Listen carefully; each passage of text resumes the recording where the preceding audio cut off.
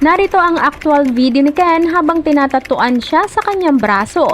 Matapos ngang mapansin ng marami ang bagong maangas umanong tattoo ni Ken sa nagdaan nitong event sa Singapore. Mabilis itong pinag-usapan online at marami ang natuwa at nagsabi na napakaangas lalo nito sa kanyang mga bagong tattoo.